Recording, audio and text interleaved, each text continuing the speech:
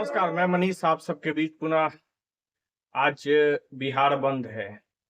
सुबह 7 से लेकर के दोपहर 12 बजे तक के लिए बंद की घोषणा की गई। किसके द्वारा? विपक्ष के द्वारा नहीं, सत्ता के द्वारा, सत्ताधारी पार्टी के द्वारा, भाजपा के द्वारा, एनडीए के द्वारा, जिसमें नरेंद्र मोदी के नेतृत्व में, नीतीश कुमार के नेतृत्व में साझा गठबंधन के तहत पिछले 20 साल से सरकार चलाई जा रही है। बंदी कर दिया गया, बिहार बंद। आखिर किसके खिलाफ? बिहार बंद का कोई तो रास्ता होना चाहिए। बिहार बंद करने का मतलब क्या था? और क्या कानून व्यवस्था और न्यायपालिका और प्रधानमंत्री और खुद पे नरेंद्र मोदी को भरोसा नहीं है? क्या भारत की संवैधानिक संरचनाओं पे नरेंद्र मोदी को भरोसा नहीं है? क्या नरेंद्र मोदी ने अपने भाजपा के लोगों के द्वारा बिहार बंदी की जो बात कही गई, क्या उस पर रोक लगाने की हिम्मत नहीं थी? या यह नौटंकी चलने देना था क्योंकि बिहार चुनाव है और बिहार चुनाव नरेंद्र मोदी नौटंकी के अलावा नहीं जीत पाएंगे? नौटंकी के तहत नरेंद्र मोदी का इतिहास बहुत पुराना है। नौटंकी उनके रग रग में बाकी, मतलब बस रग बस गया है और नौटंकी के बल पे ही वह बिहार में सत्ता पाना चाहते हैं, क्योंकि एनडीए पिछले 20 साल से बिहार में सत्ता में है और सत्ता में है तो विकास बता नहीं पा रही है। तो विकास नहीं बताएगी तो जब तक नेहरू से शुरू नहीं करेंगे तो वो कहां आकर 1947 से 2025 तक का सफर तय कर पाएंगे। इसलिए नेहरू से शुरुआत तो होनी ही होगी। साथ ही साथ बिना नौटंकी किए हुए, बिना सड़कों पे मुजरा कराए हुए नरेंद्र मोदी को चैन कहाँ आना है? यही नरेंद्र मोदी है जिन्होंने बिहारियों को डीएनए टेस्ट करने की बात कही थी। नीतीश कुमार डीएनए टेस्ट करवाने के लिए पूरे बिहार से नाखून बाल कटवा कटवा कर मंगवाए थे और दोनों सत्ता में दोनों गलबहियां कर रहे हैं और उन्हीं के राजनीतिक दल के लोग, जो सत्ता में बैठे हुए लोग हैं, सड़कों पे उतर के तांडव मचा रहे हैं। तो सरकार ने क्यों नहीं आज स्कूल, कॉलेज और सरकारी छुट्टी घोषित कर दी? सरकारी जो कार्यालय है वो खुला हुआ है, सरकारी विद्यालय खुले हुए हैं। प्राइवेट स्कूल वालों ने अपनी स्कूल बंद कर दी क्योंकि गुंडागर्दी और बंदी का बात है तो गुंडागर्दी तो करेंगे ही लोग। और हुआ भी। पूरे बिहार से एक खबर आ रही है, हर जगह महिलाओं के साथ ही छेड़छाड़ करने वाले पुरुष भाजपा के दिखाई दिए। क्यों? आज एक छोटी सी बात जिसपे किसी भी प्रकार का नाटक नहीं होना चाहिए था, अगर संवैधानिक संरचनाओं पे भरोसा अगर नरेंद्र मोदी को होता तो नरेंद्र मोदी ने एक कानूनी प्रक्रिया के तहत अपने ऊपर दिए गए संबोधन पर एफआईआर दर्ज करते हैं। लेकिन भाजपा उसको राष्ट्रीय मुद्दा बना ली, उसको अस्मिता से जोड़ दी। तो भारत बंद क्यों नहीं किया भाजपा के लोगों ने? क्योंकि बिहार में चुनाव है तो बिहार में दंगा करना उनका जन्मसिद्ध अधिकार है। यह लालू राज की परिकल्पना एनडीए कर रही है। तब अब के भूमिहार, राजपूत, ब्राह्मण, लाला कहां जाएंगे? बनिया वर्ग के लोग कहां जाएंगे? जब लालू की छवि अगर एनडीए के रूप में दिखाई देने लगी तो ये गुंडा राज कहां तक लेके जाएगा? गुंडा, गु और एनडीए कर लीजिए, गुंडा भी आपको समझ में आ जाएगा।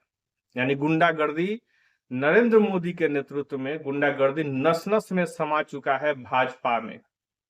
और लोग एक छोटी सी बात जिसको कानूनी प्रक्रिया, क्योंकि संविधान के तहत उनका बिहार के सदन में सत्ता है, बिहार में सत्ता में है, सरकार में है, सिस्टम में है, फिर भारत के सत्ता में वो बैठे हुए लोग हैं और देश के प्रधानमंत्री को लगता है कि उनको किसी ने गाली दी तो इसी गालियां तो नरेंद्र मोदी 2009 से ही कितनों लोग को दे रहे हैं और न जाने कितने शब्दों और कितने विभिन्न प्रकार के उच्चारणों से इस देश के माननीय, सम्माननीय और सदन के लोगों को कितनी गाली गलौज की, इसका कोई आंकड़ा देने वाला भाजपा का दलाल है क्या? यही राजनीति क्या भूमिहार, राजपूत, ब्राह्मण और लाला और बनिया के वर्ग के लोगों को समझ में आएगा? क्या इसी प्रकार से गुंडागर्दी, आपके व्यापार, आपके स्कूल, आपकी महिलाएं जो स्कूल जा रही हैं, हॉस्पिटल जाते हुए, प्रेग्नेंट जो डिलीवरी वाली महिलाएं थी उनको भी रोक दिया गया? कई वीडियो आप सोशल मीडिया पे देख सकते हैं। तो क्या इसी गुंडा राज के लिए नरेंद्र मोदी, क्योंकि नरेंद्र मोदी का छवि जो है वो गुंडों का ही है, एक अपराधी का है, दंगाई का है। भले ही जितना हिंदुत्व के राग अलाप ले, लेकिन याद कर लीजिए कि जब भी चुनाव आता है तो ये दंगा के अलावा कुछ नहीं करते हैं, और दंगाई भाषणों और दंगाई एक्टिविटियों का ये एक नमूना पेश बिना किए हुए चुनाव में नहीं आते हैं। ये माँ का मुद्दा ये लगातार चलेगा, लेकिन क्या कितने लोगों ने, उनके भाजपा के लोगों ने कितनी माओं को गाली दिया है, खुद नरेंद्र मोदी ने कितने माओं को गाली दिया है। और खास करके 2015 में जब नीतीश कुमार एनडीए से अलग थे तो पूरे बिहारियों को गाली दिया था नरेंद्र मोदी ने। उस समय जब डीएनए की बात की थी तो क्या माँ के कोख से ही ना बच्चे जन्म लेते हैं।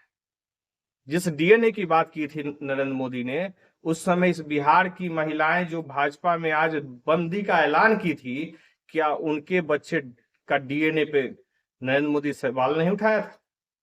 क्या वो सिर्फ नीतीश कुमार के पक्ष के लोगों के लिए ही उठाया था?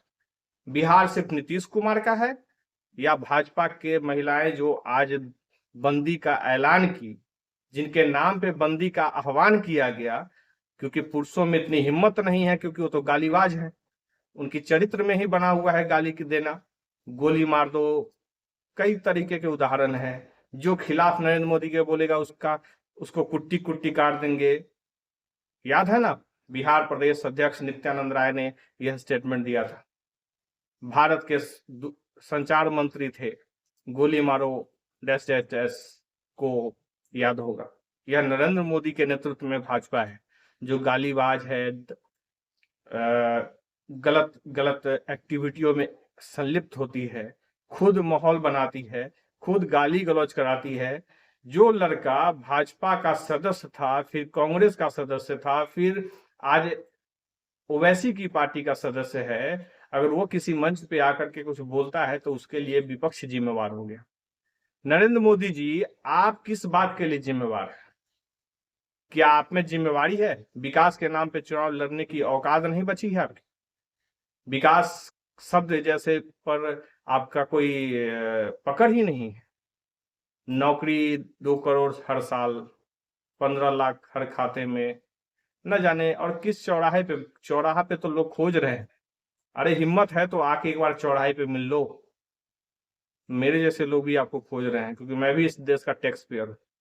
और आपने जो अराजकता फैला करके आज रख दिया पूरे बिहार में, वो भी सत्ता में होते हुए, सत्ता का आदमी, सत्ताधारी दल अगर सड़कों पे उतर जाए तब तो यह सोचना होगा कि विरोध किसका किसका किया आप लोगों ने विरोध।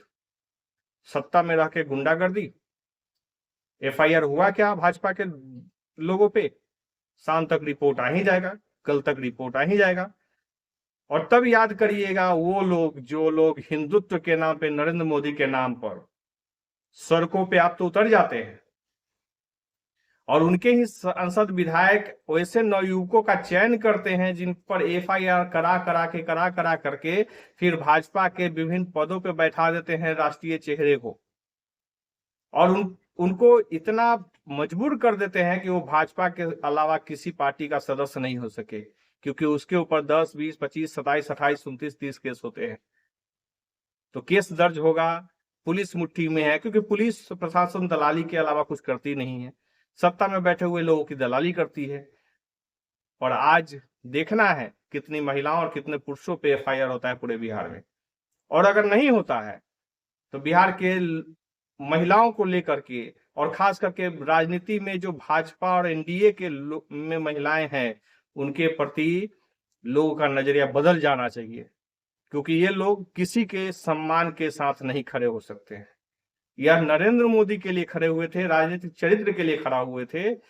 ये बिहार और बिहार की माताओं और पूरे विश्व की माताओं के लिए नहीं खड़े हुए होंगे। अगर इनमें से अगर 10-20 हजार महिलाओं पे आज एफआईआर नहीं होता है सड़कों पे उतरने के कारण, तो आप जान लीजिएगा कि ये सभी के सभी राजनीतिक दलाल बन चुके हैं, और इनकी प्रतिष्ठा अब राजनीतिक होनी चाहिए। इनको जाति, धर्म, समुदाय से अलग रखकर सोचने और देखने की जरूरत होगी। तो आप सभी को पुनः मैं यही कह के जाता हूं कि बिहार में चुनाव है, ऐसे प्रोपगंडे नरेंद्र मोदी लगातार फेंकेंगे। मैं एक चीज स्पष्ट फिर अंतिम में करते जा रहा हूं, और पुनः हर वीडियो में कहता हूं, मैं किसी राजनीतिक दल का सदस्य नहीं हूं और न मुझे किसी राजनीतिक संरचनाओं में दिलचस्पी है, लेकिन संरचना जो भारत के संविधान के तहत बनी हुई है, इस संरचना में ऐसे नमूनों को, ऐसे देशद्रोहियों को, ऐसे अराजक तत्वों के खिलाफ मैं बोलता रहूंगा। मैं राजद कांग्रेस का सदस्य नहीं हूं, ना मैं किसी राजनीतिक दल का विश्वास रखता हूं कि उनके साथ खड़ा होया जा सके, क्योंकि सब चोर चोर मौसेरे भाई हैं। गला सब संसद और सदन में जाकर के मिलते हैं और ऐसे माहौल बनाकर राजनीतिक चुनाव सरगर्मी बढ़ा रहे हैं। क्यों पूरे नरेंद्र मोदी का ठेका बिहारियों ने और बिहार की महिलाओं ने ले रखा था। भारत के अन्य राज्य में, केंद्र शासित प्रदेशों में, खास करके गुजरातियों ने क्यों नहीं बंद किया? क्यों नहीं गुजरातियों ने बंद किया? क्योंकि नरेंद्र मोदी की नौटंकी और नरेंद्र मोदी के चरित्र से गुजरात के लोग वाकिफ हैं। अब उनकी जुमलेबाजी के चक्कर में गुजराती तो नहीं आने वाले हैं। हाँ, बिहारियों को बहुत अच्छा समय और मौका मिल जाता है जब चुनाव आता है। नरेंद्र मोदी को भगवान बनाइए, और जब नरेंद्र मोदी भगवान है तो गालियों से डर क्यों है? इतनी अस्मिता का चिंता उनको है, जिन्होंने किसी के माँ बहन की इज्जत कभी नहीं रखी, किसी बेटी की इज्जत नहीं रखी। तो समझते रहिए, बिहारी समझदार है और बिहार की महिलाएं जो आज सड़कों पे उतरी हैं, आप अपने सोच को घर में शांति से बैठकर सोचिएगा कि क्या नरेंद्र मोदी के लिए जो आपने सड़कों पे उतर लिया, क्यों गुजराती माओ में नरेंद्र मोदी के प्रति संवेदना नहीं थी?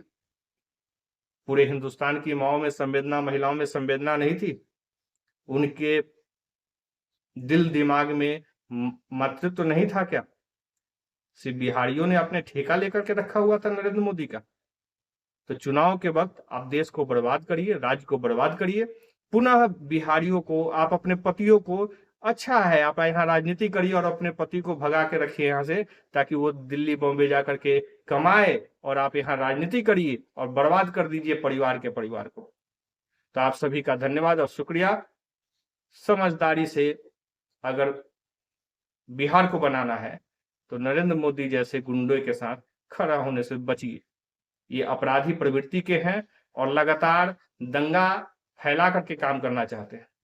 अगर इनको इतनी ही समझ होती तो अपने अभिभाषण में भले ही इन्होंने कुछ भी बोला हो, लेकिन बिहार बंदी को लेकर जो फैसला भाजपा के द्वारा किया गया, इस पे उनको आकर के पुनः लाइव आना चाहिए था, दूरदर्शन पे आना चाहिए था, हर चैनलों पे आना चाहिए था, दर्शन देना चाहिए था और अनुरोध करना चाहिए था कि नहीं, यह बंदी नहीं होगी।